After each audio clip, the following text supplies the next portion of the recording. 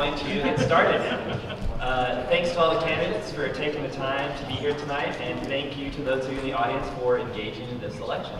My name is Philip Martin. I work with the Texas Research Institute. I was born here in Austin. My parents actually live in District 6, and I went to high school just down the road here at Anderson. It's nice to be back in the old stomping grounds and to be a part of this forum tonight. I'll be moderating and asking questions and trying to help keep everybody on time. To talk a little bit about why we're here, in November, Austin will elect its first city council with single-member districts. The purpose of the forum is to allow these candidates to state their views on important issues relating to Austin energy and to assist the residents of Districts 6 and 10 in gathering information about the candidates before the election. Now, valued at $3.8 billion, Austin Energy is the city's most valuable asset.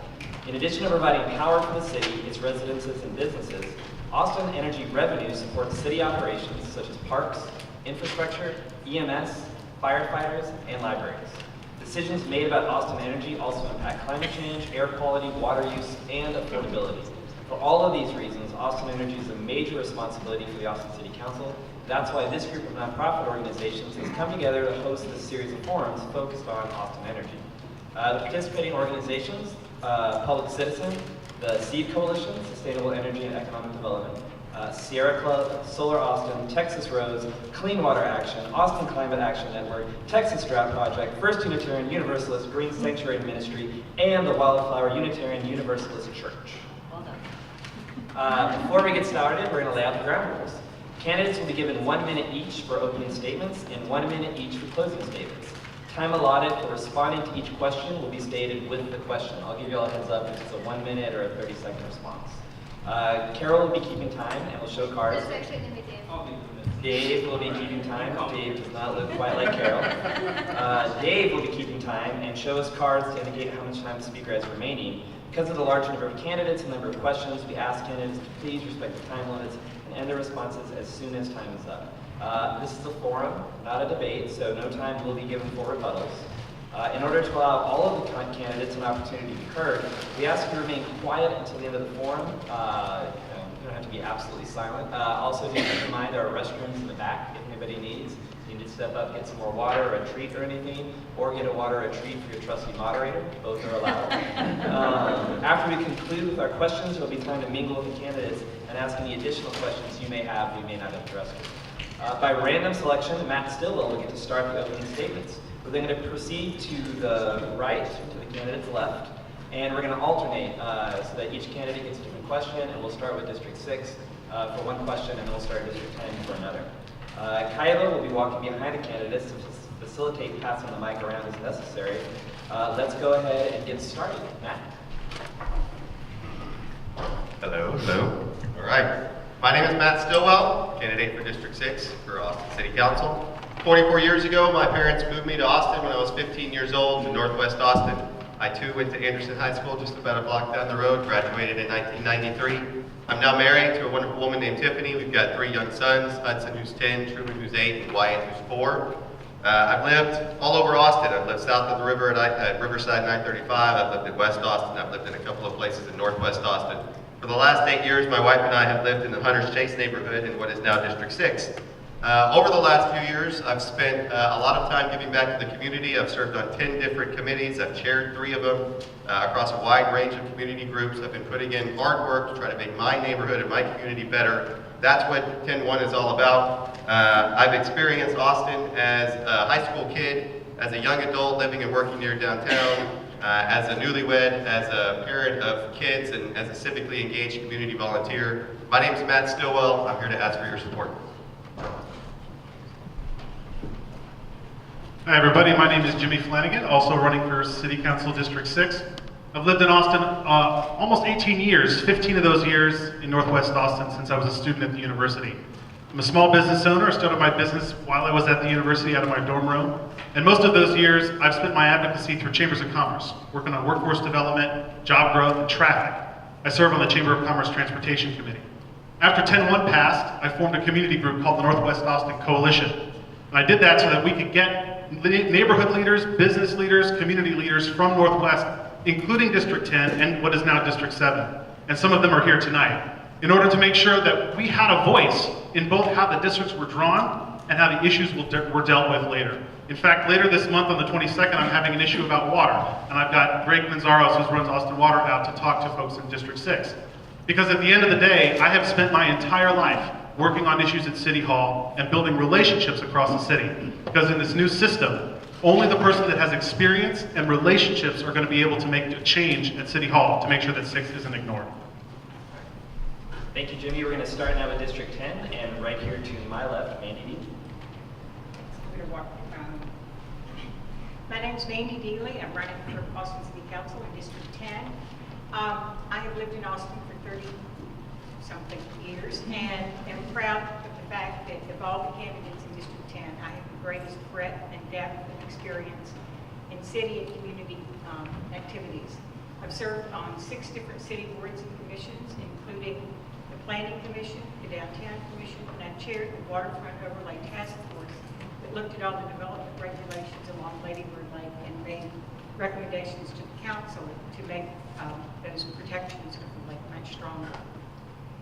I have also been a member of Leadership Austin, and at 42 I decided to go to the LBJ school. So I have an understanding of what the issues are in the city and how government works, and I would love to have your support. Thank you. Hi there, I'm Jason Meeker. It's good to be here tonight. My wife will be here later, and it's her 18th birthday. So she'll be here later, and I'm here with you. My mom was Jewish, and she taught me that everyone in the world should be treated equally, and we all have an infinite potential to do good in the world.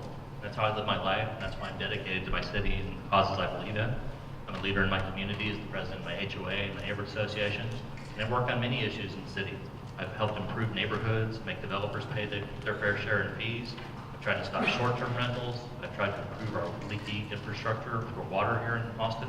I've tried to improve park spaces, save heritage trees, and preserve citizen oversight of Austin Energy. And I've served at City Hall as a zoning and planning commissioner, where I was trying to count today. I've probably made about 1,000 different decisions over my years serving as a zoning and planning commissioner to make good decisions about how we grow, what gets built and what doesn't get built in our city. Look forward to having your questions tonight, and we're not going to sing happy birthday to my wife, but when you get here, you'll know. Hi everybody, Tina Cannon. First off, it's raining.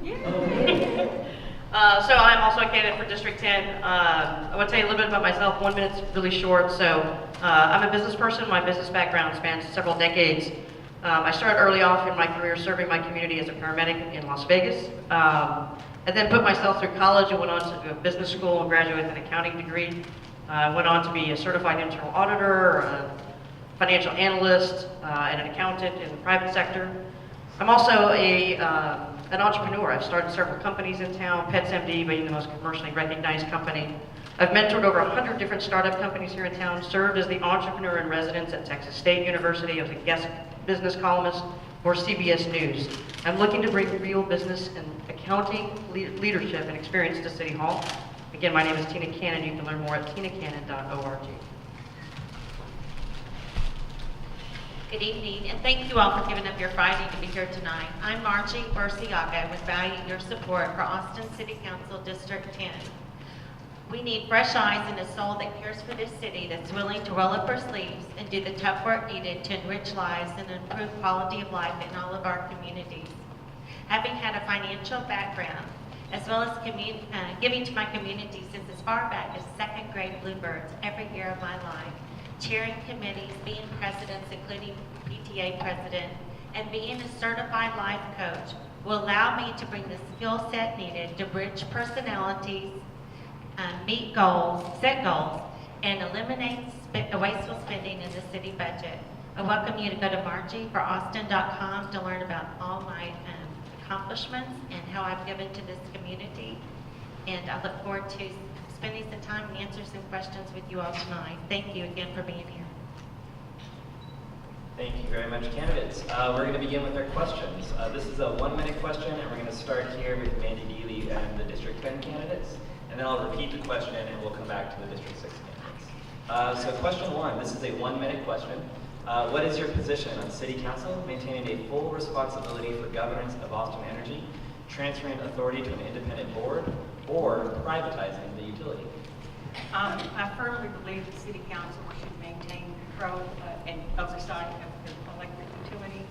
I don't think that anybody else has the same kind of stake and responsibility and accountability as the elected members of the council do. So I'm not going to take the whole minute. That's what I think. I got to know Karen Haddon when she called me whenever this issue was coming before the city council recently. I was more than happy to help her get the word out about a press conference she held in front of City Hall. I strongly disagree with the idea to privatize Austin Energy. It is a terrible idea. We as the citizens of Austin, have the oversight over our utilities the way it should be. And I don't think that should ever change. And so I would oppose any effort. And this issue has come up in District 10. There are some candidates who believe we should privatize Austin Energy, and I think you should pay attention to who's not here tonight. And there's your answer to that question. Thank you. Yes, well said, Jason. Yeah, and I think we're probably all going to be in agreement on this issue. This is one of the best assets that this city has is our public utilities, and we absolutely need to contain and retain control of our public utilities and allow that dividend, if you will, to come back into our general fund each time. This is an issue that comes up a lot, especially with different parties in Texas, both that try and take issue with the state legislature and try and have them to try and force Austin to do something that we don't want to do. This is our public utility, and as long as we are doing what we're doing, it should remain our public utility. Being a businesswoman, it wouldn't make sense to get rid of one of your greatest assets. And so what we need to do is manage it well. And that means you have certified, people that are experts that serve with you, that can give you greater knowledge than what you might have if you've accumulated it over, career or lifetime.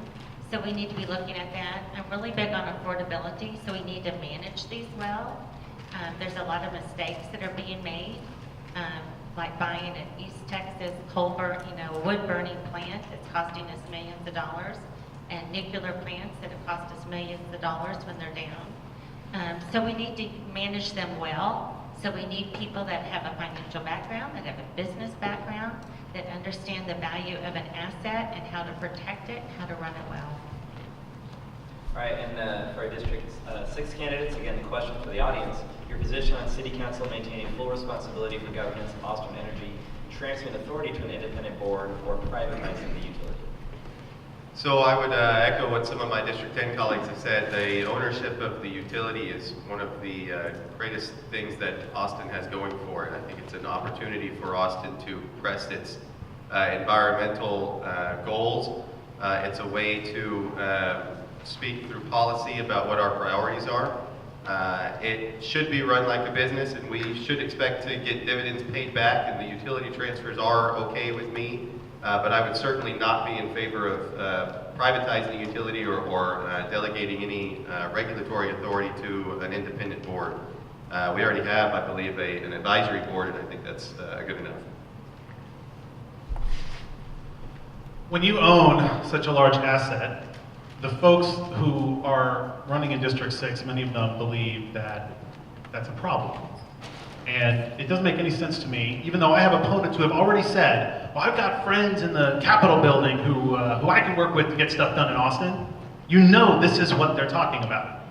This is exactly what they're talking about. It makes no sense to privatize Austin Energy when its rates are already less than half. By law, it cannot charge more than the median price in the state. And furthermore, the idea that you would completely sever the connection between your elected officials and an independent board would be like having shareholders, but the CEO is a tyrant.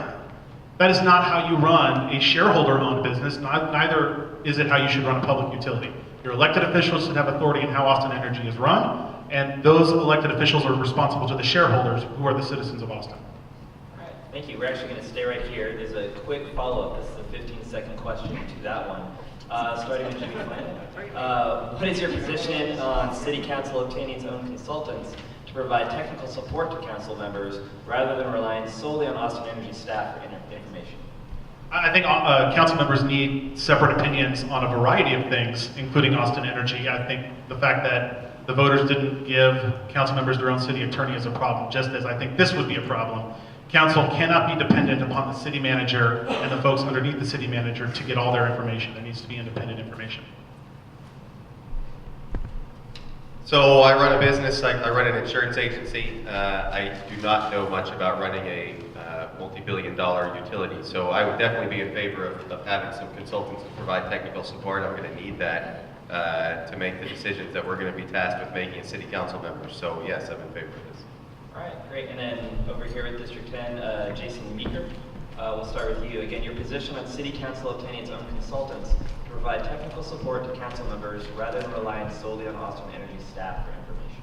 I think it's essential. As a zoning and planning commissioner, I found myself forced to frequently go beyond the city staff to get better answers about what I needed to know in order to make the right vote. This frequently came up when I was dealing with properties that had environmental sensitivities. I couldn't get a straight answer out of the city staff, and I would go outside to the right answer. Okay, 15 seconds. So there's a bit of a culture of fear at City Hall. I don't know if you're familiar with the way the government's run, but it's the city departments report up to city manager. And so there is a definite disconnect with some of the department staff feeling fearful of actually conducting conversations directly with council. And this is why council is going out for outside assistance, because they can't get to the staff who can really be there to help them. So we have to change that climate of fear as well. Yes. There is a change in attitude that needs to occur at City Hall, and she's absolutely right. We need to be able to move the city attorney above, under the city council, so to free up some, those that work for you to be able to talk to you. But I'm very much for, as I said earlier, that we need to have experts that are behind us that can give us input. Well, I agree with everybody else. I think it's really important that the council have access to information that's objective and free from any self-interest. So going outside and getting other opinions of it and information is really important.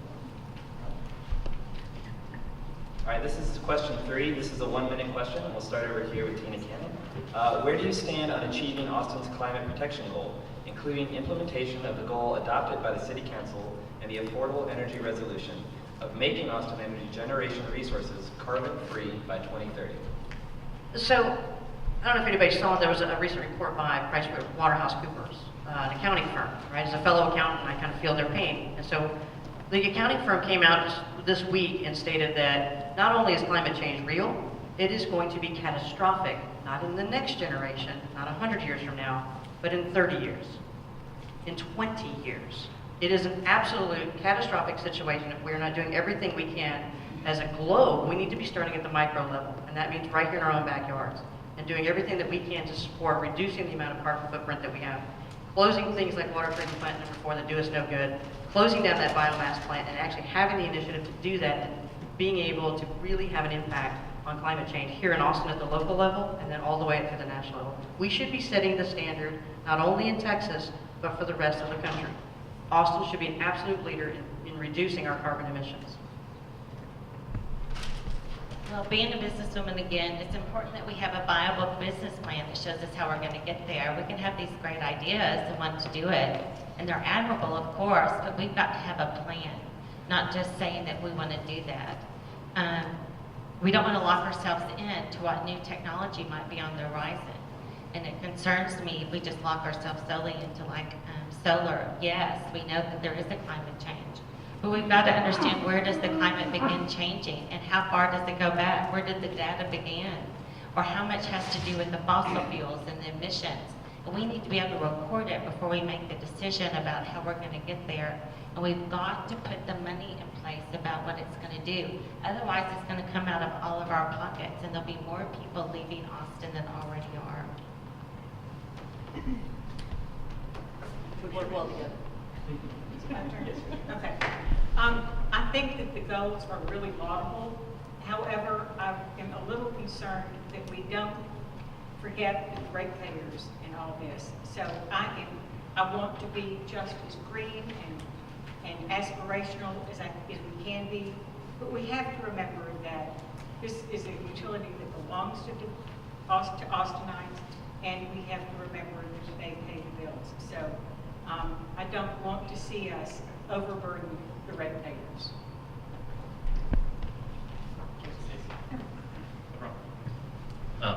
isn't this a great reason why we live in Austin? I mean, we have values that have us pushing towards this kind of a goal. I mean, this is a reason why you love to live in Austin. I think we should move towards this goal. I think we should lead, and I think we should challenge other cities to follow our lead. We should be proud of what we're doing and challenge others to follow us. And it's important work. There's a new Rolling Stone article that just came out. It's the one that has Taylor Swift on the cover, and it has a story in it. It's good about Taylor Swift, but the story I want you to know about is the one that talks about how China really needs to correct what they're doing there, because if they don't, no matter what we do, we are doomed in the not too distant future. And the way to do that, the way to get John Kerry to get them to follow our lead, is to have something that they can follow. And so I support this. I have an 8-year-old son. I want him to have a better world, and it's important for us to have a better program. Again, question 3, we'll start with Matt Stillwell for this one. Where do you stand on achieving Austin's climate protection goal, including implementation of the goal adopted by City Council in the Affordable Energy Resolution of making Austin energy generation resources carbon-free by 2030? So I think this is a good question to relate back to the first question. If we were to privatize the utility, if it was purely profit-driven, there's no way that we would have the aggressive carbon-free goals that we have right now. I think that is a great goal to have. I think it's an achievable goal. And kind of touching on what Jason said, we do have a global problem, and Austin can't fix it by ourselves. But if we don't take the first step, if we're not pushing the envelope, there's not much of an example for other people to follow. So we should do it because it's the right thing to do, with keeping an eye on the ratepayer, of course. But we should lead the way, press other cities to follow, and be the example. Because we can be, because we own the utility and we have the ability to do so. I get to disagree with my opponent. Yay. Privatization has nothing to do with it. The most recent solar contracts show that green energy can be affordable. This is about following technology and showing that you can have both. You can have green technology that has renewable energy, that doesn't have a pollution output, and not punish the ratepayers for it. I think about folks in District 6 and, how do I take this question back to them? I don't have to believe in climate change, even though I do, but I don't have to in order to pick the right mix of electric sources. All you have to do is look at what fracking does to our environment, or what pollution does out of the coal plant. This is not a 40-year or 400-year problem. This is a 5-year problem. This is a 2-year problem. There are earthquakes happening in Oklahoma right now because we're pulling natural gas out in the worst way possible. We can solve these problems, and it doesn't have to be 2030. It could be earlier, it might be later, but we have to respond to technology in the market that is affordable, and we're already seeing that happen, and we can be aggressive on it. And we'll keep it here with you for question 4. Question 4, what is your position on retiring Austin Energy's gas-fired Decker plant and coal-fired Fayette plant? This is 1 minute. I think that there's a much greater opportunity in the Decker plant, both because of its age and its inefficiency and the fact that we control so much of it. The Fayette plant I worry about because unless we can restructure our ownership, all we'll be doing is reselling it to someone else who will use it arguably more than we do. And we have to make sure that when Austin takes leadership, it's not just at our own expense. That somebody else doesn't come in and just do the same pollution that we're leaving, but that we're actually addressing these issues. So if we can get complete ownership of Fayette, then we'll have an opportunity to shut it down. Decker, we have a better opportunity with that right now. Sorry, I wasn't making cheesy smiles as to what he was saying. My kids just wanted to. Somebody on the other table over there said you need to pay attention on who's not here. And I think that's, there's 4 opponents that we have that aren't here tonight. They probably have a much different opinion on this than we do, based on the forum the other night when one of them said, yay, fossil fuels. And I was like, gosh. So I think both of these plants need to have strategies to end them. And I agree with what Jimmy says. We don't need to divest our interest in them so that somebody else can use them. We need to find ways to reduce our reliance on them so that they are eventually retired for good. If we're trying to get away from coal generation, then we don't want to sell our coal plant to somebody else to use. We want to divest our interest in them so that they are eventually retired for good. And I think that's another goal that we should have, to be moving away from our reliance on fossil fuels, and that would include these 2 plants. All right, we'll come over here to District 10 with Margie Burciaga. We'll start. Again, the question, what is your position on retiring Austin Energy's gas-fired Decker plant and coal-fired Fayette plant? I'd be very concerned about how we would shut them down. I mean, if you were to shut down the gas plant then, and you're going out there to get solar, and you don't have something in place to replace it, and we don't have the solar coming in, then you gotta run out there and buy it at about 5 to 8 times what it costs. So we've got to have something in place in between. You don't just shut it down because it sounds good. You've got to have, and what people don't realize is you get solar and it comes in, and you have to go, most of what we get in solar comes from East Texas, West Texas, I mean, and so you've got to watch how you get your energy. Right now that provides a low cost of energy for us. In the long run, absolutely. To achieve the goals, absolutely. But you've got to phase it in. You can't go from A to Z. Well, we've taken a long time just to Sorry, get to. That's my fault. sorry. We're gonna have you start with Mandy next. Sorry. Yours. Sorry.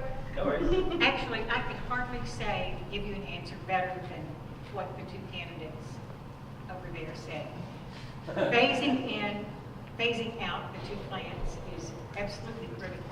Making sure that we do it in a responsible way so that other people don't buy the coal-fired plant and continue to burn coal. And I think that we just need to move in that direction, get all the ownership of the Fayette plant if we can, so that we can just shut it down. But again, it will be a long process. Coal is a terrible fuel. It's terrible how it's produced. It's terrible how it's used. So that's an easy answer to get rid of that. The Decker plant is an old plant, so it doesn't even burn natural gas cleanly. So if it were to stay on in any shipper form, or as even as a backup, it would have to have not just a retrofit, it would have to be vastly improved. There's a whole nother issue that's at stake with the Decker plant, though. It's with Walter E. Long Lake being a future water source for us if we need it. And that's another reason why we should probably look forward to taking the Decker plant fully offline. So I'm saying no to the coal, and I'm saying to phase out Decker, but if you keep it, you have to vastly improve it, because currently it's just filthy. Yeah, I don't think you'll get too much difference for me out of that as well. I think what's been said, I definitely agree with.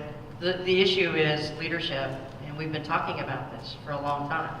We've been talking about this from as long as I can recall in Austin, that the Fayette coal plant needs to go away. We've been out protesting that. We've been out holding signs. We've been out doing everything we can as a community, but we haven't had the leadership to actually start taking action. And as most of my colleagues said, it is going to take some time. And so it takes leadership to actually get this process started so that we can divest ourselves out of this in an efficient way and not allow somebody else to come in and just pick up the pieces and run and do exactly what we've been doing for decades. It's about leadership at this stage of the game. And Mandy Deely will get this question first, question 5. What is your position on customer adoption of solar energy at homes and businesses? And what, if any, policy changes would you support? Okay, hold on a second. Sure. Thank you for the big font. We appreciate that. Yes. Great. I almost don't need my glasses. Okay, I'm going to actually be ignorant. I don't know what you mean by customer adoption of solar energy. You talked about solar installations at people's houses? Yes. Oh, okay. I think that we need to encourage that. I also think that we are going to have to come up with a better business plan and model for the electric utility, because we want to have more and more solar in people's homes, but right now we're dependent on selling energy. So we're going to have to find a business model that encourages people collecting their own solar energy, still not putting ourselves out of business. I'm all for it. I don't have solar on my house, but in my HOAs, the Red Hills HOA, when I became vice president, we started to rewrite the rules. The rules we had in our HOA did not allow people to put solar on their homes. And so I was part of the leadership as president that changed the rules. And so we fully support and encourage people in my neighborhood who can afford to do it to put solar on their homes. I think now's the time, and this is part of the leadership, to move ahead with incentivizing people to put more solar, not only on their homes, but also on businesses. You know, I talked a minute ago about following America's lead. This is where we get to follow Germany's lead. And because of countries like Germany, the cost of it is coming down. It's a fine direction to go in. It doesn't look as bad as some people think it would. That was a fear that I heard in my HOA from a lot of people, that it would be ugly and it'd be intrusive. No, it looks just fine, and it looks like it's the right way to go. Yeah, so you touched on it a little bit, it's about cost. How many of y'all have solar on your rooftops right now? If it was affordable and there was a solar aisle in Home Depot, wouldn't that be awesome? The issue that most people run across is affordability. And so it's kind of like the Betamax of our time, right? Remember buying the Betamax, you'd spend $800 on this now antiquated piece of technology. It is a matter of affordability to be able to get these solar panels installed. When Austin Energy does do the rebates, and we've had them in the past, they're run through as quickly as they can get those rebates out there. And so I would love to see neighborhood solar. I would love to see at the end of, because when you think about our neighborhoods, right, most of us could probably at some point get to a point where we could finance our own solar. But when you talk about East Austin, when you talk about Northeast Austin, when you talk about Southeast Austin, areas of town that can't afford to put rooftop, wouldn't it be awesome to be able to have a neighborhood solar farm so that we could then feed into each block the same way that we do some of our reuse and reclaim water in some of our developments? So we've got to get creative about how we can impact affordability of solar. I still say Betamax. Better than VHS. Laserdisc. The biggest problem with it is the cost. I mean, we've got to find out a way how we're going to give incentives to people that can't buy it. Either right now you have to either buy it or you have to get a loan for it. And why would we encourage people to go into debt? So you've got to find a way and help them to ease that into, into their budgets. We also have to look at the fact, just like when we had to reduce water, which we did, and due to our lower consumption, that the water department is in debt $37 million, then we have to figure out too what that's going to do to the utilities. And again, it goes back to budgeting. We've got to have all that in place. We can move in the direction because it's very admirable. It's awesome that we want to, but we've got to face everything in, and we've really got to watch what it costs each and every resident, and particularly in the low income. And right now, most of what's available out there helps the low income or the high income, but not in between, and that's really who needs it the most. Come back over here to District 6 for question 5. Again, the question is, starting with Matt Stillwell, what is your position on customer adoption of solar energy at homes and businesses? And what, if any, policy changes would you support? So I'll touch on something Jason said at the other table. He mentioned Germany. Germany earlier this year passed the 50% mark in energy generation from rooftop solar. That's a pretty good number to hit. That would be pretty amazing if Austin got anywhere near that. And then we talk about the affordability issue, that it's just too expensive for most people to put it on their homes. I think Austin Energy could do something like a rent-to-own program, where Austin Energy owns the solar panels at the beginning and perhaps the ratepayers pay it off over an amount of time. That would be a good way to do it. I also think that we could incentivize businesses when they're building carports to put solar on the carports for their covered parking, maybe give them some utility rebates for doing that. Find ways to get these up on roofs and on carports, because this is going to be an important piece of the puzzle. When we do restructure Austin Energy, because I do think it's going to need to be restructured like Mandy said, so that we're more in the delivery and capacity business instead of the units of energy business, it'll go a long way to solving our energy needs. I think we need to be really careful when we compare Austin or the United States to Germany.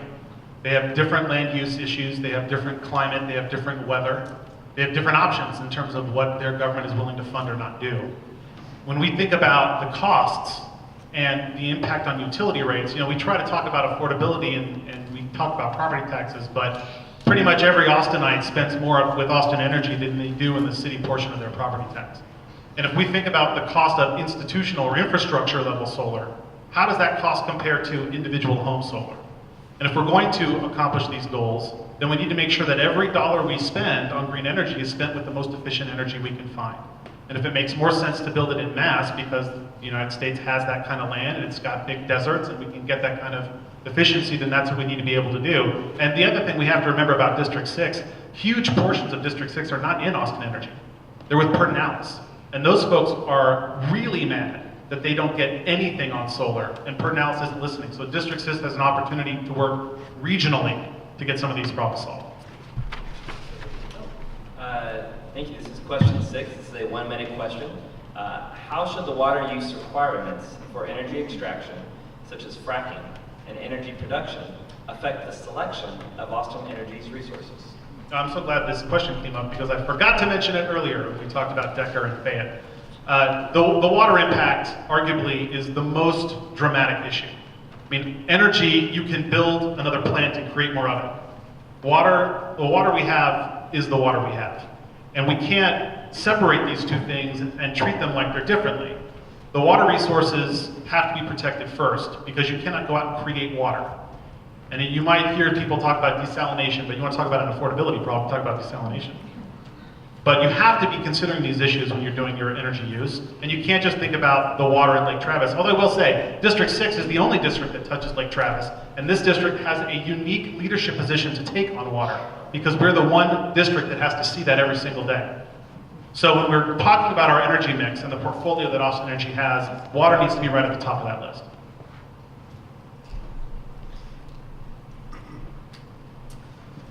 How should the water use requirements for energy extraction affect the selection of Austin Energy's resources? So, when we're looking at energy production, water usage is one of the, as far as producing energy, we use more water to produce some of our forms of energy than we do in anything else. Like nuclear energy takes a huge amount of water. Fracking takes a huge amount of water. Solar takes no water. So when I'm talking about a 50% goal for rooftop solar that Germany hit, or more rooftop solar, I'm thinking of water for that. Water is one of my top issues, and use of water and energy is a huge factor when you're looking at the overall water issue. So I absolutely think that Austin Energy does and should do more of looking at the water usage of how they're getting their energy. We need to be looking at the problems holistically, how every issue touches every other issue. Water definitely affects energy and vice versa. So we need to have council members that understand that know that these issues cross-reference and have the smart policies to support it. All right, coming back over to District 10, Jason, you'll have the first one of this. Again, how should the water use requirements for energy extraction, such as fracking and energy production, affect the selection of Austin Energy's resources? Well, it affects it clearly because using water in fracking is a terrible use of water, not only because of the water that is used to frack the rock underground, but also the possibility of poisoning underground water sources. It's also distressing that the companies that do this kind of work don't disclose the chemicals that they pump into the ground. I mean, it's just filthy. It's just wrong. And so there's a question here about morals, I think, that comes up in addition to our values. I think this is certainly part of the reason why we should be moving towards more solar, maybe even more wind. Fracking is just a terrible thing, and I would like, I wish that we weren't so hot on fracking in Texas and other places. I understand how it's been a positive boon for our economy, but we're going to pay a big price in the future. Yes, I won't spend a lot of time on fracking because I'm anti-fracking, so we're done there. And to the point that many folks up here have said, it takes an amazing amount of water to produce the energy that we need. I don't know if you've been out to Travis lately, but you can really replicate the days of Moses and really just walk from one end to the other. There's a little bit falling from the sky today, but there's no disguising the fact that we're in a water crisis, and water is one of my big pet issues. I went out a few weeks ago and called for a public audit of our water utilities. There are so many things wrong with our current water structure, both how it's managed fiscally and how it's managed operationally. I want a complete third-party exterior audit, not an in-house audit, an external audit to show how we compare to sister cities, granted with the different cost allocations that are built into our really wonky budget. But I want to really understand the baseline of why is it that our water utility is a $37 million shortfall? Why are we not doing more to move conservation out from the water utility and really pushing into further stages of water restrictions as a city? And really the only reason, the answer that I get back is, well, it'll push us further into a deficit. Well, that's just not good enough for Austin values. As far as fracking goes, a lot of that would have to be taken care of through having relationships at the state and federal level with other political leaders, and that would be the advantage I would have on councils that already have those relationships across the aisle, because it's not just an Austin issue. As far as Austin Water goes, Austin Energy is Austin Water's biggest customer. And we need to get, believe it or not, they have a conservation department under that department. So we need to get it out from under that department and have some credibility when it comes to how our utilities are run. We also have a $54 million investment the City Council has already made with our taxpayers to have reclaimed infrastructure that is 93% underutilized. And we need to find out how we can do that with our businesses and our homes.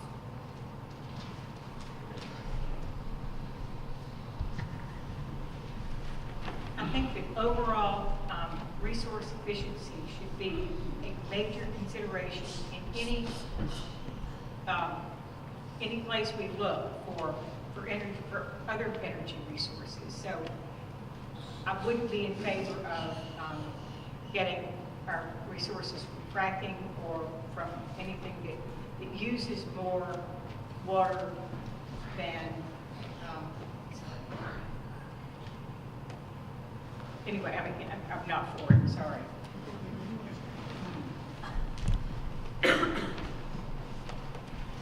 Sorry. District 6, we're going to begin, oh, I'm sorry, we just started District 6. So District 10 will begin this one. This is question 7, and Tina will begin this one. The question is, this is a 1-minute question. What, if any, changes would you support to make electric bills more affordable for low-income customers, and what will you do to help them conserve energy? Yeah, it's a great question. If you've looked at your utility bill, right, there are other little lovely fees on there. We really need to take a look at the drainage fee that we're currently hitting most of our rental community with. It's completely unfair to the rental community, the way that drainage fee is allocated. And so we really need to take a hard accounting stance on what fees are we charging to what customers and why. The other side of it is back to what I said a moment ago with the water audit. The moment that we're done with that water audit, we are marching down to Austin Energy. It is our company. And we need to be taking an active role in managing our company and holding our company accountable. It's the auditor in me, right? The devil's in the details, and I want a line item by line item audit of how we're running operationally and fiscally our utilities. Because at the end of the day, to Jimmy's point, the bills that you get in the mail every month for that water utility are almost as much as your taxes, and sometimes more.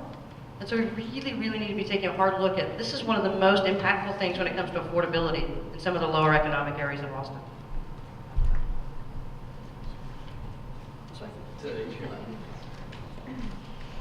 I'm definitely for helping out low income. What we need to do is have price tiering where there's a certain level where it has less of an impact on them. And the other thing that we need to do is have property maintenance code compliance, and that they become that the landlords be penalized. Because you think about it, some of these places where they have a hole in the ceiling and they're running utilities, and the utilities are ridiculous. And so we've got to have code compliance that is enforced, and it is not currently enforced well. And I would be very much for having it enforced, especially in anywhere where there's a landlord involved. Sorry, I'm middle-aged. Been there, done that. I think one of the best investments that we can make is helping low-income families with insulating their homes. We have a lot of houses that are not well insulated, and in the winter, that's a huge problem. There are people who actually freeze to death in their houses. So I would really like to see the electric utility get more involved in helping people, low-income folks, protect their houses. We subsidize businesses, why can't we subsidize people? I think it would be great to have a better program for helping people who wouldn't necessarily be able to afford it, have extremely low cost loans to retrofit their homes. I think that if we're going to have tax abatements and incentives for companies to come to Austin, why can't we persuade them to put a huge lump sum payment into a general fund that would go towards those kinds of things? I had a home in Central Austin. My first home was built, I think, in '63 or '66, and the insulation in the attic was paper thin. It was unbelievable, and our cost in our homes was just unbelievable. We did the energy efficiency in that home, and it was a dramatic change in our bill.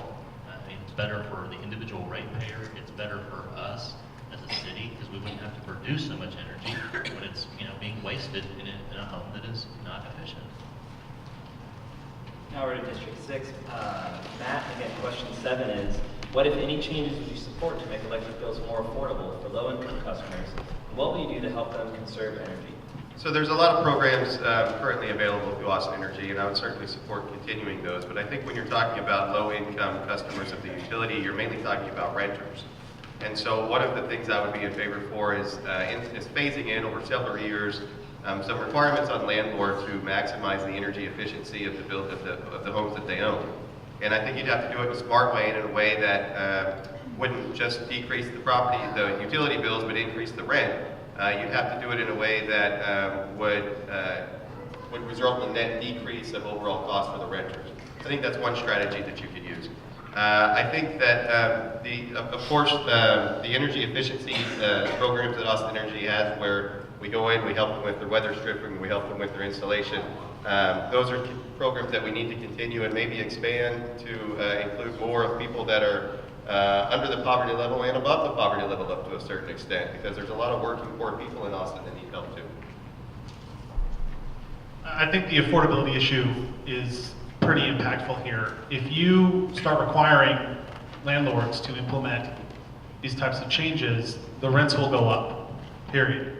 Rent prices are market driven, they're not driven by any other means. And if the utility bills go down compared to surrounding rental units, the rents will go up. And so we have to be very careful about how we impact low-income renters by requiring landlords to put in any kinds of efficiency issues. The flip side of that is, instead of doing a require and punish model, I prefer an incentive and reward.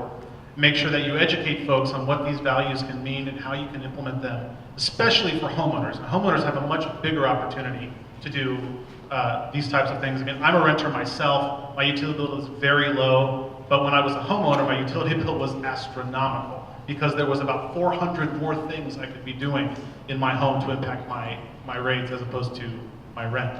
So I think that's really the focus that we need to have in order to manage the affordability component. Question 8, this is a 30-second question. Our last 4 questions are 30 seconds. I will say that I will be a little lenient because we have a little bit fewer folks, but we'll try to keep them 30 seconds as best as possible.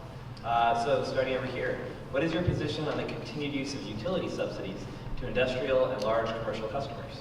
You know, I think we have a real advantage that we're missing when it comes to these commercial customers. The nature of electricity usage in a commercial customer is different than a homeowner. And if we can find ways to have commercial users that are more compatible with green energy sources, we can have more green energy sources. So whether or not there's subsidies or not is a separate issue, but we can be better partners with these folks to make sure that it's compatible with the electricity mix that Austin Energy is providing, so that we don't just bring on commercial users, charge them less just because they use more, and then all it means is that we're burning more coal at Fayette. I want to see the need space for this. I need large industrial and commercial customers to show to me why they deserve these utility subsidies, why the people should be paying their electric bill. What are they doing to maximize their energy efficiency? What are they doing to promote renewable uses of energy? Why do they deserve these subsidies? Have it be justified before we just give them out. Let's encourage the right use of energy by our large customers, not just give the energy subsidies to anyone who moves in. And again, question 8, we're going to start with Margie down here at the end. What is your position on the continued use of utility subsidies to industrial and large commercial customers? And for the very beginning, I have it as one of my issues of the platform is to cut corporate utility subsidies that are driving up residential costs. But what I would do in order to enhance an incentive type program with businesses is that as they do renewable energy, that we have on-bill financing. So as it is changing over and saving the energy, that they will get credits towards their bill. Let's bring it down here to I really think we need to reconsider the subsidies because by making energy costs less, we're not encouraging conservation. I mean, it does drive me crazy to walk into a building with 62 degrees in the summer. And so I think that we need to work really hard to encourage companies to do a better job, and if that means raising your rates, maybe they will think long and hard about doing that. 62 degrees or the lights burning all night long. Oh yeah, that's right. this is what I'm talking about with when I mentioned the lump sum payment thing, okay? I don't like incentives like this and other people getting a break. I don't get that kind of a break, and you don't either. But if we do have that kind of arrangement, if somebody wants to have a long, drawn-out pay structure that they're going to benefit from, why can't they give us a benefit as a community and give us, 10, 15, 20 million dollars into a fund that we would be using to enhance the energy efficiency of homes and businesses all throughout Austin. I'd also want to extend these things only if they were earning it. I mean, if they had, as Matt mentioned a minute ago, or maybe it was Jimmy, solar parking lots, are they earning that kind of an incentive from us? I mean, I'm hot flashing, so 62 sounds kind of good right now, but but really not at the expense of our time. But I will say, I mean, for residential, right, we have tiered pricing, right, to encourage that price elasticity model of not encouraging us to continue to use more and more and more, right? The idea is that the more we use, the more we pay at the residential side. And I believe some of these commercial incentives started back in the 70s and 80s when the semiconductor industry was really strong here in Austin, and it required a lot of water to produce some of those chips coming out of those companies. And we were trying to, as a city, trying to incentivize these folks to come here, and that was part of that incentive package. And to many points that have been up here, I think we really need to reevaluate what we're doing as a city, because unless Samsung is going to pay my bill when I cruise by their offices on Wayne Cannon, I think they should be paying their own way too. But we really need to evaluate what they're currently doing and why they're doing it. Thank you. Question 9, we're going to start here with Mandy of District 10. This is a 30-second question. We're going to go back a little bit to the topic about renters. 55% of Austinites are renters. So we want to know what's your position on requiring owners of apartments and other rental properties to meet minimum energy efficiency standards. Well, like Jimmy alluded to, this is a really delicate balance because landlords absolutely should have energy efficient units to rent, but we don't want to see them pass those costs on to the renters. So I think if there were a way for the city to help improve the energy efficiency of rental properties and have some kind of payback system over a period of time, that might help the renter and encourage the landlords to improve the energy efficiency in the buildings. It's a touchy subject because it could get into a situation where we're affecting affordability, but there are ways to do it. We could require owners of large buildings and apartment buildings to meet a minimum energy efficiency standard. And in doing that, incentivize, offer some ability to help it be paid over a long period of time. But, part of asking them to do that is we're asking them to improve their investment in their property should they choose to sell it in the future. We're helping them make Austin better and live up to the values that we have here in town. It's not just something that we're placing on someone in a draconian fashion. It is better for their business. It's better for our city. It's a thing we should look at. And they're right, it's a delicate mix, and we are at a point in Austin where we finally crossed over that threshold where we have more renters, we have more singles in Austin than we have families. And a lot of that has to go with affordability. So we have to be very delicate about how we incentivize or how we audit property owners. To that extent, I'd also like to see rental property registration so that we can start tagging the folks who have multiple properties and are multiple violators of both code compliance as well as big energy wasters, so we can start really pinpointing and mapping out where are our biggest hotspots that we can have an impact on. How many seconds do I have? 5. There's not enough time to 10. Catch me afterwards. There's a whole other idea with water use when it comes to rental properties as well. I'll talk afterwards. Archie, let me change the battery out of that real quick, because I think that's what tripped you up. I probably sweated on the microphone.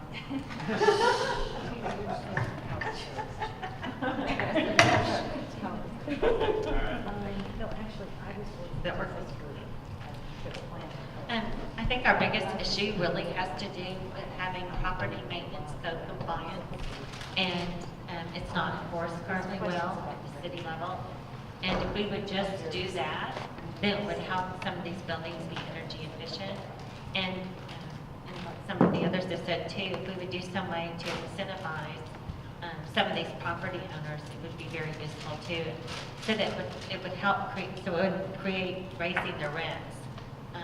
But you know, we have got to have co-compliance because we really have too many people living in horrendous conditions because that we're not having them holding their feet to the fire. And that would help with the energy efficiency in these buildings. All right, and again, question 9, we'll come back over here to Matt, here from District 6.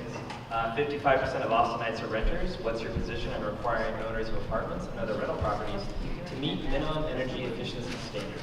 So I talked about it a little earlier, and I would be in favor of any time we're looking at any kind of policy like this, let's do a cost analysis. Let's see if this actually is going to raise rents in the long term. If it is, we need to rethink it. Maybe we have a different strategy. Maybe we have a database where renters can go on and look at their address that they're thinking of renting and seeing what the average utility cost is. That would put a natural pressure on landlords, property owners, to push their energy efficiency down, decrease their average utility costs so that renters can see what their utility bills are going to be before they move in. If somebody's deciding between an old house in Central Austin and a new house in Northwest Austin, their utility bills are going to be lower on the newer house because it's usually going to be more energy efficient. If they knew going in what their energy costs are going to be, it could be a natural way to reduce that cost. There's a big difference between renting an apartment and renting a house. When you're renting a house, you're actually renting from a homeowner. And I think that homeowners are really the area where you can find the most bang for the buck without having the least impact on affordability. When you're looking at apartment complexes, the calculation is entirely different. It's far more market driven in terms of where rents come from and how it affects affordability. I think we can do a better job thinking about homeowners and how we can implement better energy efficiency there, and then work with property owners that are in large apartment complexes to make sure that we're balancing the affordability with availability. Thanks. Can I keep moving? Question 10. This is a 30-second question. What is your position on the continued existence of the Green Choice Program, and what, if any, changes do you think should be made to it? I was an original Green Choice subscriber. I bought a home in Northwest Austin when I was still a UT student, and my small business is websites and web hosting. And I actually ran a little data center out of my home. My electricity bill was $600 a month, and it was all Green Choice. I completely support Green Choice. This is exactly the type of market-driven solution where people who have the affordability can do it, and it helps support the goals that we need to accomplish in terms of our emissions and our renewables and all that. So it needs to be continued, needs to be expanded. We need to give Austinites who have the ability to pay the ability to support it. Yeah, you're not going to hear disagreement from me. I think it's a good program. I think that there are people who are willing to pay more for green energy, and we should certainly give them that option. That being said, I think people who have gotten locked into rates should have the ability to renegotiate, go back and revisit that and see what kind of options we can give them. But absolutely, I think giving people the option to opt out of coal power if they don't want to support that and pay more for a Green Choice program is a good thing. All right, we're going to start with Jason for this one. Again, what is your position on the continued existence of the Green Choice Program, and what, if any, changes do you think need to be made to it? I can do it quickly. It should continue. It should be grown. I think it's a great program, and I think I tried to buy into it a few years ago at my old house, and the funds weren't available. Like it had been taken. Everyone would beat me to it. So I think it should be expanded, especially as we're facing the questions we've faced all night. Yeah, and I'll tell you, I'm guilty. Until I was prepping for this, I was not aware of the Green Choice Program. And a lot of it comes down to, it can be as great a program as we want it to be, and it's a wonderful program, but unless we're actually encouraging folks to participate, it's only as good as the paper it's written on. And so for me, it's a matter of, if we've got a great program, we've got great feedback, we've got great buy-in, how many of you know about it? Right? We've got to be able to get that messaging out there. Right? 5 out of 50 in a room, everybody should know about this program. We should all be deciding together if that's something we want to do. But it's about feedback, it's about analysis, and ultimately it's about getting that message out to the end users for them to make a green choice. The program itself is awesome, but the people, we've only got 2,648 people using solar power for this program. So we've got to find out what will the consumers choose and what would make them choose it. So we've got to do a better job of understanding why people would take it or not take it. Because we've got about 900,000 people in this city, and that's not very many people that have made this choice. So we've got to do a better job at finding out what our consumers want and serving them and giving it to them. And then as Matt said, very much, if they pick it and then Because renewable sources, the energy is coming down, the cost of it. So then if you locked yourself up to a really high rate, that is very discouraging for people to want to get into the program.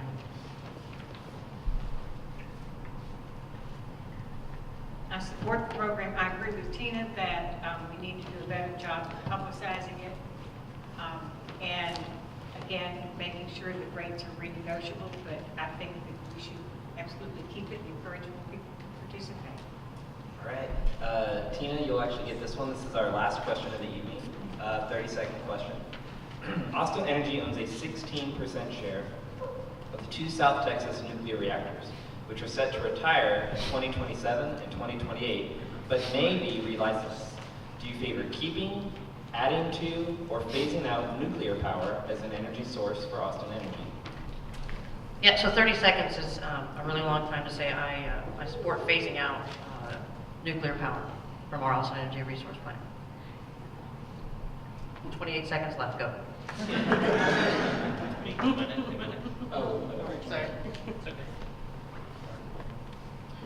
I would not want to see us in a fixed timeline, which these have, we've been put into with these. So I'm definitely for phasing out of it. They've been very costly. Just this past year, they were down for like 6 months. It cost us like $27 million. So we have got to do something different. But we've got to look at what our other sources are too, because we've got solar and wind are not always real reliable. So we've got to figure out how we're going to use our gas in the meantime. And going back earlier, I forgot to say about the Fayette, and I'm not for having coal burning plant because it is so dirty, and Texas coal is probably the dirtiest coal in the state.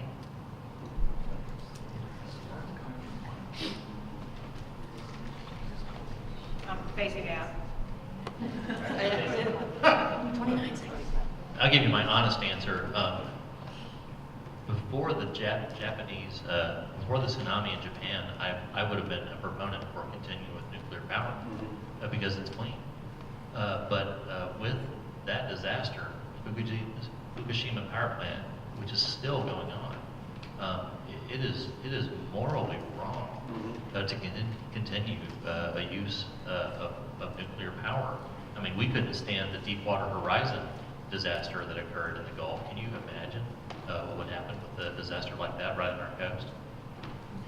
All right, and again, Matt will begin from District 6. The question again, Austin Energy owns 16% share of the 2 South Texas nuclear reactors, which are set to retire in 2027 and 2028, but they could be relicensed. Do you favor keeping, adding to, or phasing out nuclear power as an energy source for Austin Energy? Because of the enormous water usages that nuclear power has, and because of the safety and security risks that Jason mentioned, I'd be in favor of phasing them out as well. When you're looking at a retire date that's more than 15 years from now, or almost 15 years from now, and think about what technology was 15 years ago, I don't see why you have to keep a nuclear plant when other alternative sources are going to be as good or better. But again, this is more than a decade away, so there's going to be a lot of other decisions that happen at Austin Energy before this one becomes before the council. All right. We're going to keep it here. Actually, that's all the time we have for questions. Candidates were originally going to have 1 minute for closing statement, but because you all did so well with the time, all candidates will now have 2 minutes for their closing statements that they may use. So we're going to begin with District 6 candidates. Jimmy Flanagan, you get your first up at bat. I stand up. I feel roomy. I got 2 minutes. I think you've heard a lot of agreement from a lot of folks tonight, and this is the second time we've sat across the table from our District 10 friends and neighbors, and I think it's a little weird because it's trying hard. How do you separate these candidates? I mean, ultimately, at the end of the day, what you're talking about in this election is how do you have a district representative that's going to listen to their constituents, but actually govern in a way that benefits the whole city. My entire background, my entire life has been advocacy at the city level, primarily through chambers of commerce, but that's exactly the type of advocacy none of my opponents have. Furthermore, when you think about how does someone get onto council and how do they govern, there are a lot of people afraid of District 6. They're afraid of the 4 people who aren't up here tonight. At the end of the day, you have to find someone who can reach out to those constituents, who can bring District 6 along. My background as a Chamber of Commerce leader gives me the language to do that, gives me the connections to do that. And because I've been doing this work my whole life, I have the relationships across the city so that when issues of water or waste treatment plant 4 come up, which is in District 6, it's not going to be a conversation that happens without the people who live there. It'll be a conversation where District 6 is involved. Because I'll tell you, the most difficult thing that people are upset about in my district is that we feel ignored. And if you have someone on council who doesn't have relationships across the city, that's exactly what is going to continue to happen. It'll happen when it comes to issues of energy, it'll happen when it comes to issues of traffic, it'll happen when it comes to issues of public safety. We have to have someone on council, especially from District 6, who understands citywide issues, who has relationships across the city, and I'm the only candidate to have that. I hope I have your support. If there are any District 6 people in the room, I think there's at least 1 or 2. That'd be great. Yay, District 6 people. I hope I have earned your support tonight. Okay, my name is Matt Stillwell. I'm also running for District 6. And it's too bad that you... You know what? He's not old enough to vote, so I vote the other way. I'm sorry that you didn't get to see some of the other candidates for District 6 answer some of these questions tonight, because they would send you screaming into the night. It's very important that District 6 elects someone to the city council that appreciates the progressiveness that Austin has, isn't there to throw tomatoes and stones at the other council members who push back against everything that they do. Throughout my life, I've loved to travel. I've been to 34 states, I've been to countries all over the world, I lived in Ireland for a while, I've ridden public transportation, I've seen the infrastructure in other places. I know that, and so I have a broad perspective because of those travel experiences, and I think that serves Austin well on the city council. I've also lived all over the city. I've lived at Riverside 935, I've lived in other places across the city. And I've got a broader range of experience than any of the other 5 candidates. I've served with the school district, I've made those relationships, I've served in my neighborhood association, I've made those relationships. I ran as the Democratic nominee for state representative 2 years ago, where I made water a top issue.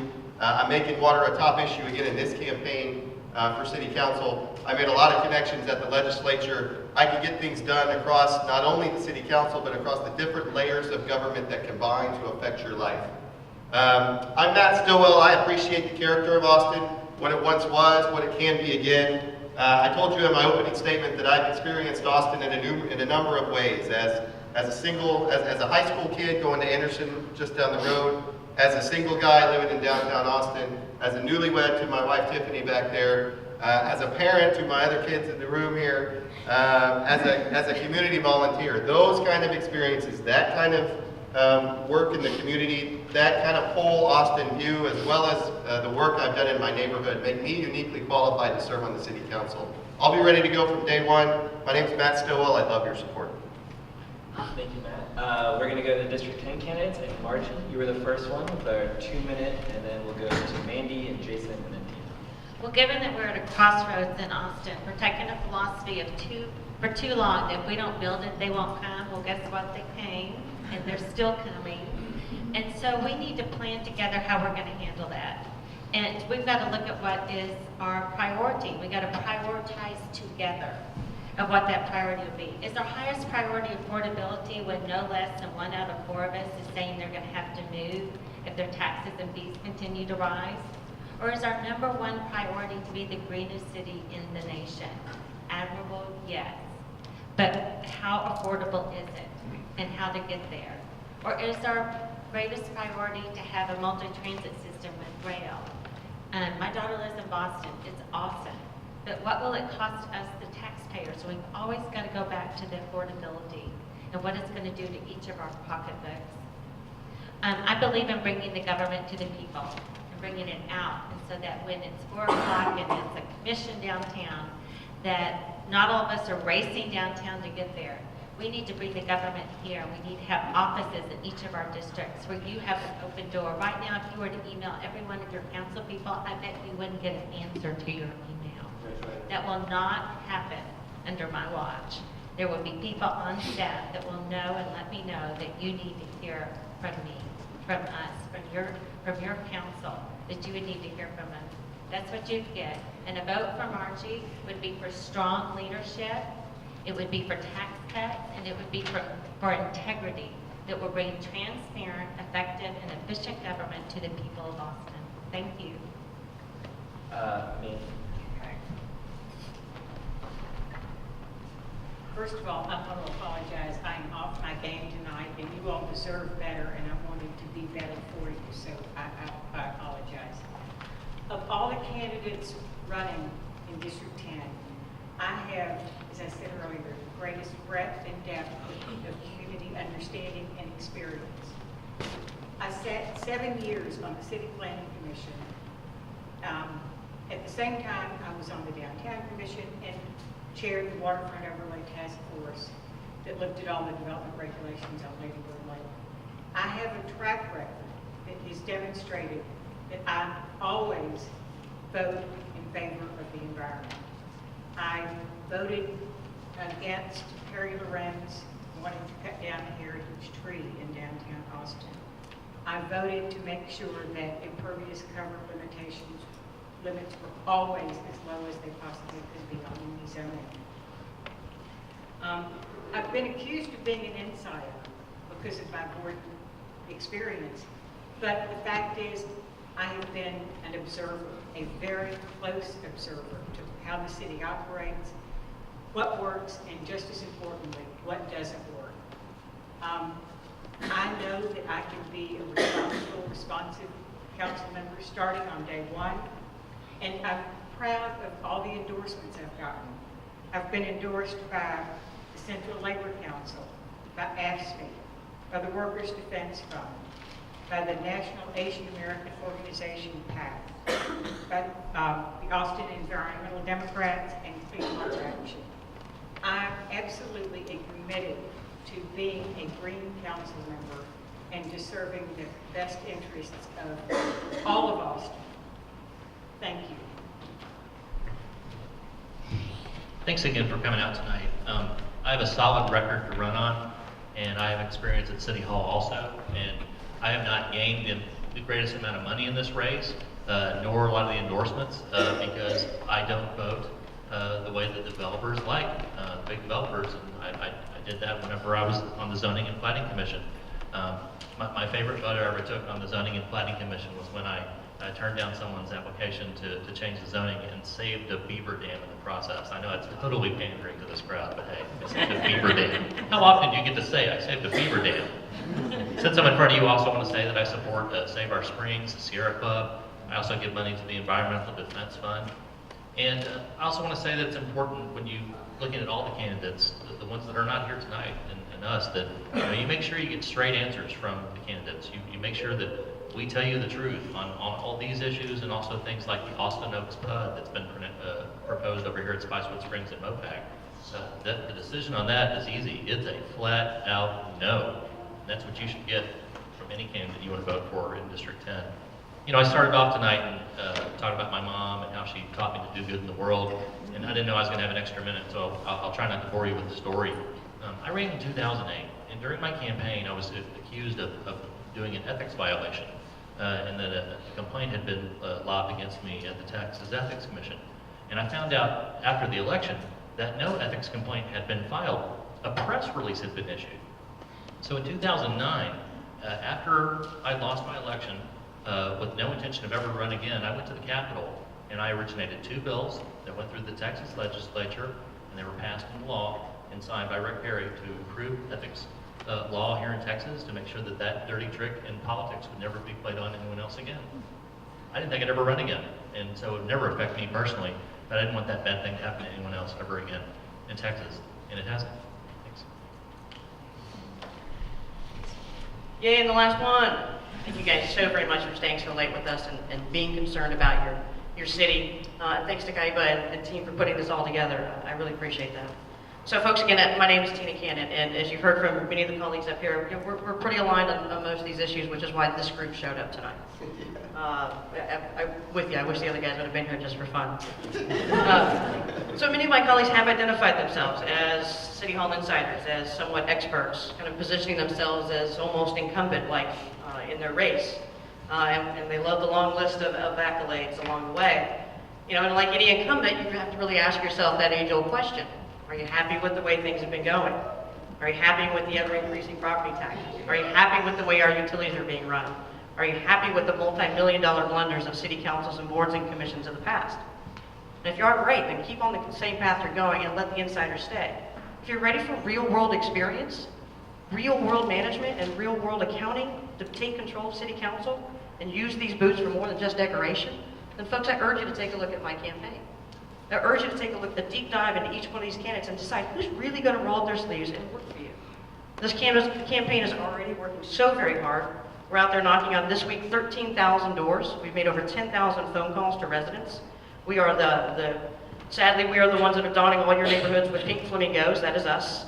We feel like it's important to really have those civic discussions. So for us, that pink flamingo represents our campaign. And what the ultimate goal is, we want you to put that bird in your yard, and we want your neighbor to go, why do you have that tacky bird in your front yard? We want you to start the conversation about city politics and city governance. This is a historic time in our city. We are changing the way that we govern. And it's important that we talk to each other and get out the vote this November. Folks, I'm Tina Cannon, and I am just urging you to take a strong look at my campaign, and I'm asking for your support this November. Thank you. Thank you, Dana. Let's give a big round of applause to our